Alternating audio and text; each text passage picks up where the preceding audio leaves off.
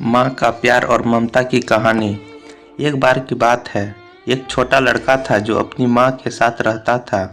वे लोग बहुत ही गरीब थे। लड़का बहुत सुंदर था और बेहद चालाक भी।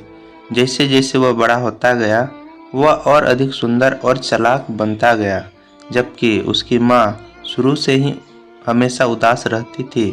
एक बार लड़के ने अपनी माँ से पूछा, माँ, तुम हमेशा उदास क्यों रहती हो?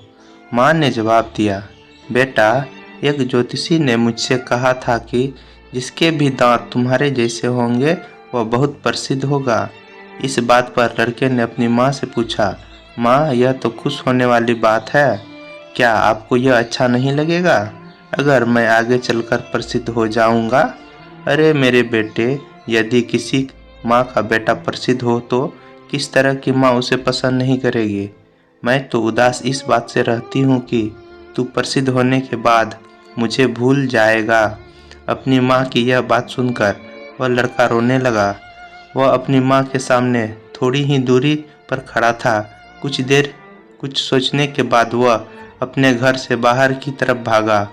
उसने बाहर से एक पत्थर का टुकड़ा उठाया और अपने सामने के दो दांतों को तोड़ दिया। उसके मुंह से खून बहना शुरू हो गया। उसकी माँ बाहर निकल कर आई और वह यह देखकर चौंक गई कि उसने यह क्या किया। उसने पूछा, बेटा, तुमने क्या किया?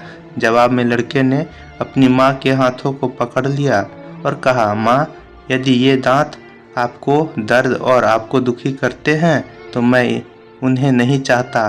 उनका मेरे लिए कोई फायदा नहीं है।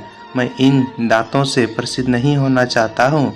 मैं तो आपकी सेवा करके और आपके आशीर्वाद के जरिए मशहूर होना चाहता हूँ। मेरे दोस्तों, यह लड़का कोई और नहीं बल्कि इस संसार का सबसे बड़ा राजनीतिज्ञ और कूटनीतिज्ञ महान चाणक्य था।